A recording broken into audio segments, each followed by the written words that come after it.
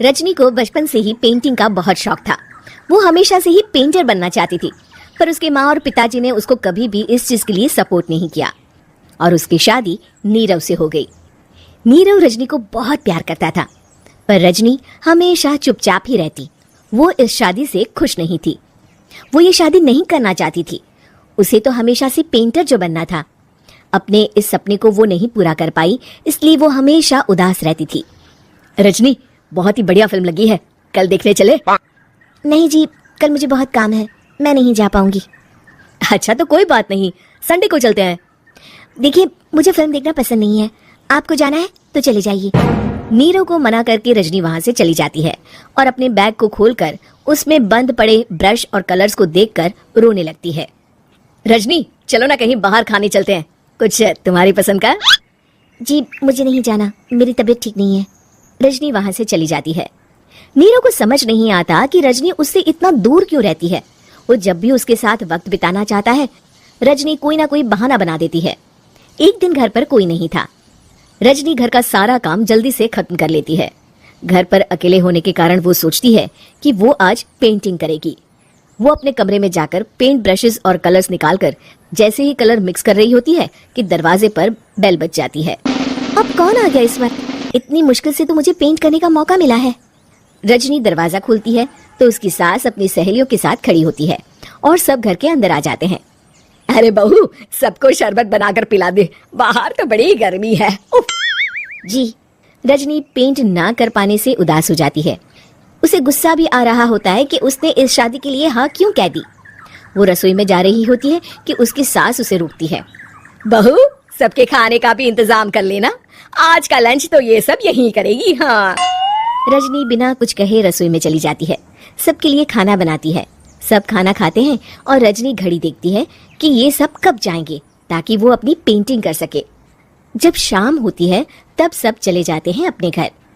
अरे बहू, सब तेरे खाने की तो बहुत तारीफ कर रहे थे, सबको बहुत अच्छा लगा खाना। आपको मुझे सुबह बताना चाहिए था ना कि आपकी सहेलियां आ रही हैं। पता भी है कितना वक्त लगा सारा खाना बनाने में। अरे बहू, तू ऐसे कैसे बात कर रही है मुझसे? तो और कैसे बात करूं? मैं इस घर की कोई नौकरानी नहीं हूं कि इतना काम करूंगी। रजनी अपने कमरे में जाकर दरवाजा बंद कर लेती है। शाम को जब नीरव आता है तो उसकी माँ उसे पूरी घटना के बारे में बताती है। क्या रजनी ने आपसे इस तरह बात की माँ? हाँ, और पता नहीं उसे क्या हो गया है, शाम से बाहर भी नहीं आई है। मैंने तो कई बार आवाज दी, खाना भी नहीं खाया उसने। तू ही बात करके देख ले बेटा। नीरव अपने कमरे का दरवाजा खटखटाता है। रजनी, दरवाजा खोलो, मैं हूँ। रजनी दरवाजा खोलती है और फिर वापस जाकर अपने बिस्तर पर लेट जाती है। रजनी, माँ से बात करने का ये क्या तरीका है? मैंने कोई गलत बात नहीं की है। अरे तुम क्यों ऐसे बर्ताव कर रही हो सबके साथ? क्या तुम इस शादी से खुश नहीं हो? रजनी कुछ नहीं बोलती। अरे बताओ मुझे रजनी, क्या ये शादी तुम्हारी मर्जी के खिलाफ हुई है? हाँ, मैं ये शादी कभी नहीं करना चाहती थी। तुमसे क्या, मैं किसी से भी शादी नहीं करना चाहती थी। रजनी रोने लगती है। चुप हो जाओ रजनी, बताओ मुझे, तुम क्यों नहीं करना चाहती थी शादी? रजनी बेड के नीचे से अपने पेंटिंग्स, कलर्स, ब्रश, पेपर्स निकालती है। इतने में उसकी सास भी कमरे में आ जाती है। ये देख रहे हो, ये थे मेरे सपने। मैं पेंटर बनना चाहती थी, पर माँ पापा ने कभी सपोर्ट नहीं किया और मेरी शादी करवा दी। मेरे सारे सपने टूट गए। हर वक्त बस गुस्सा आता रहता है मुझे। मैं जानती हूँ कि आप लोगों की इसमें कोई गलती नहीं है, पर मैं क्या करूं, मुझे समझ में नहीं आता। रजनी फूट फूट कर रोने लगती है। मुझे माफ कर दीजिए, आप दोनों के साथ मैं बहुत बुरा बर्ताव कर रही हूँ। अरे रजनी बेटा, चुप हो जाओ तुम। नीरव पानी लेकर आता है। ये लो पानी पियो और शांत हो जाओ। रजनी पानी पीती है और उसकी सास पेंटिंग्स देख रही होती है। अरे नीरव, हमें तो पता ही नहीं था कि हमारी बहू कलाकार है। अरे कितनी अच्छी पेंटिंग्स बनाई है, देखो तो। ये वाली तो मैं अपने कमरे में ले जाऊंगी। आपको ये पेंटिंग्स अच्छी लगी? अच्छी नहीं, बहुत अच्छी लगी। और तुमने हमें बताया क्यों नहीं? तुम जब चाहे पेंटिंग कर सकती हो रजनी। हम तुम्हारे सपनों को पूरा करने में तुम्हारा पूरा साथ देंगे। हाँ बेटा, हम कला की कद्र करते हैं। हम कलाकार तो नहीं, पर मुझे गर्व है कि मेरी बहू एक कलाकार है। रजनी, नीरव और सास तीनों हंस पड़े। कहानी बहू।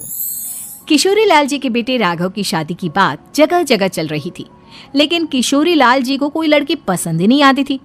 और उसकी एक ही वजह थी, किशोरी लाल जी का लालची होना। उनको लड़की वालों से मोटा दहेज चाहिए था और इसी चक्कर में एक दिन वो एक बहुत पैसे वाले के घर अपने बेटे का रिश्ता लेकर पहुंचे। उस आदमी का नाम था ओम प्रकाश। देखे किशोरी लाल जी, मेरी एक ही बेटी है और मेरी सारी संपत्ति, जायदाद, सब कुछ मेरी बेटी नैना का ही है। पापा, नाम से लगता है बहुत खूबसूरत होगी। कितना अच्छा नाम है ना, नैना। वैसे बात तो सही है आपकी। अब इतना पैसा है, जमीन जायदाद है, इकलौती बेटी, आप भी क्या करेंगे? सब कुछ उसे ही देंगे ना। बिल्कुल ठीक पहचाना आपने। बस बेटी की शादी और सारी जायदाद उसके नाम। पापा, बिना देखे हाँ कर दीजिए ना। इतना अच्छा रिश्ता फिर कहाँ मिलेगा? माला माल हो जाएंगे हम। मैं अपनी बेटी को बुलाता हूँ। अरे नहीं नहीं नहीं नहीं, आपकी बेटी का नाम नैना है, सुनकर ही लगता है बहुत सुंदर होगी। रहने दीजिए अंकल, मैं तो आपकी बेटी के नाम से ही इतना खुश हो गया हूँ कि उसे बिना देखे शादी करने को तैयार हूँ। अब तो मैं उसका चेहरा सीधे शादी के बाद ही देखूंगा। और इस तरह राघव नैना का चेहरा नहीं देखता और उससे शादी कर लेता है। शादी के बाद अपनी सुहाग रात पर जब राघव नैना का घूंघट उठाकर देखता है तो नैना की आंखें बंद थी। कितनी खूबसूरत हो तुम नैना, जरा अपनी आंखें खोलकर मेरी तरफ देखो तो सही। नहीं, मुझे शर्म आती है। अरे, मैंने तुम्हें शादी से पहले भी नहीं देखा, और अब अगर तुम आंखें खोलकर मुझे देखोगी भी नहीं तो मुझे अच्छा कैसे लगेगा? इससे पहले कि नैना अपनी आंखें खोलकर राघव की तरफ देखती, अचानक से लाइट चली गई और राघव नैना को पूरी तरह से देख भी नहीं पाया। अगली सुबह नैना राघव के लिए नाश्ता बनाकर लेकर आई। अरे ये क्या, आधा पराठा सीका हुआ है और आधा बिल्कुल कच्चा। ये तुमने क्या किया नैना? बहू, तुमने क्या आधा पराठा तवे से नीचे लटका कर रखा था, जो आधा सीका है और आधा कच्चा? मुझे जितना दिखेगा उतना ही तो सीखूंगी ना पापा जी। जहाँ जहाँ मुझे नजर आ रहा था वहाँ मैंने सीख लिया, और जहाँ जहाँ नहीं दिखा वहाँ कच्चा रह गया होगा। इसका क्या मतलब है? ये कैसा मजाक कर रही है तुम? अरे बहू, तुमने इतना लंबा घूंघट क्यों लगाया हुआ है? देखो, हमारे घर में बहुओं को बेटी की तरह रखा जाता है, और फिर तुम तो इतना सारा माल लेकर आई हो। देखो, ये घूंघट डालकर रखने की कोई ज़रूरत नहीं है। हाँ नैना, पापा जी ठीक कह रहे हैं, तुम तो आराम से रहो, अपना ही घर समझो। नैना अचानक से अपना घूंघट उठा लेती है। अरे ये क्या पापा, नैना की तो एक आंख फूटी हुई है। नाम से नैना, लेकिन ये तो कानी बहू निकली। मेरे साथ धोखा हुआ है, धोखा। बिना दिखाए अपनी कहानी लड़की मेरे संग ब्याह दी। मुझे कहानी भी नहीं चाहिए। मुझे अभी ओम प्रकाश जी से बात करनी पड़ेगी। आखिर उन्होंने मेरे साथ ऐसा किया क्यों? अरे, आप लोगों ने ही तो पापा से कहा था कि आप लोग शादी से पहले मुझे देखना नहीं चाहते। अब मेरे पापा पर क्यों इल्जाम लगा रहे हैं?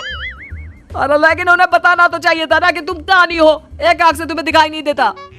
किशोरी लाल और राघव नाराज होकर ओम प्रकाश को अपने घर बुलाते हैं। पापा जी, ये आपने क्या किया? शादी से पहले बताया क्यों नहीं कि नैना की आंखों में परेशानी है? अरे आप ही ने तो लड़की देखने से मना कर दिया था। और लेकिन आप बता तो सकते थे। आपको तो हमारी बेटी की प्रॉपर्टी चाहिए थी, वो भी पूरी की पूरी। अब क्या हुआ अगर उसे आधा दिखाई देता है? प्रॉपर्टी तो आपको पूरी मिल गई ना। अरे ये क्या बात हुई? मेरी शादी प्रॉपर्टी से नहीं, आपकी बेटी से हुई है। अब ये तो पहले सोचना चाहिए था, तब तो मेरी प्रॉपर्टी देखकर तुम्हारी जुबान लप लप आ रही थी। लेकिन मैं कानी लड़की को अपनी बीवी बनाकर नहीं रख सकता। पापा, कुछ करिए ना आप। हाँ, करता हूँ। देखिए ओम प्रकाश जी, आप हमारे साथ ऐसा नहीं कर सकते। और तुम देखो, अगर तुमने मेरी बेटी से शादी तोड़ी ना, तो जो भी प्रॉपर्टी मैंने तुम्हें दी है वो तो पूरी की पूरी वापस ले लूंगा, और आधी प्रॉपर्टी तुम्हारी भी लूंगा। अरे मेरी आधी प्रॉपर्टी भला क्यों लेंगे आप?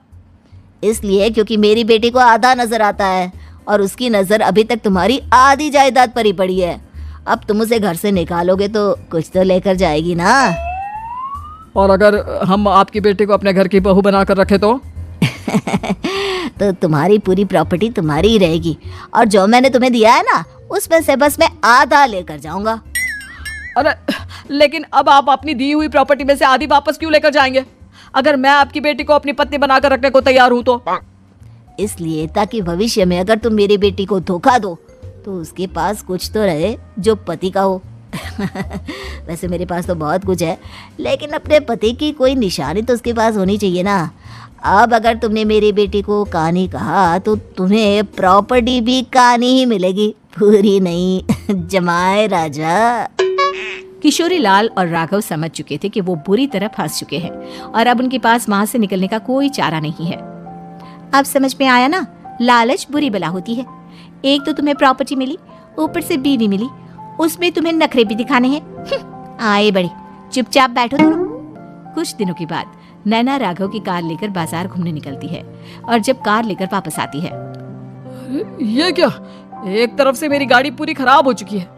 लगता है तुमने मेरी गाड़ी को किसी दूसरी गाड़ी के साथ एक्सीडेंट किया है। अरे अरे, कितना बड़ा नुकसान कर दिया तुमने बहू। वो क्या है ना पापा जी, मुझे एक आंख से दिखाई नहीं दे रहा था, सामने से गाड़ी आ रही थी। मुझे तो सिर्फ आधा ही दिखाई दिया और वो गाड़ी मेरी कार से रगड़ती हुई निकल गई। अब मैं क्या करूं बताओ? आप इसे ठीक कराने के पैसे कौन देगा? तुम्हारे पापा। तुमने मुझसे इस तरह से बात की? अभी रुको। नैना राघव की शिकायत ओम प्रकाश को कर देती है। देखो राघव, अब जो मेरी आधी प्रॉपर्टी तुम्हारे पास थी ना उसमें से आधी और मैं लेकर जाऊंगा, क्योंकि तुमने मेरी बेटी को डांटा। अरे नहीं पापा जी, गलती हो गई, माफ कर दो। गलती की तो कोई गुंजाइश ही नहीं। अगली बार मेरी बेटी को डांटा तो बची हुई आधी में से आधी और ले जाऊंगा। लालच के चक्कर में हम दोनों ने बहुत बड़ी गलती कर दी बेटा।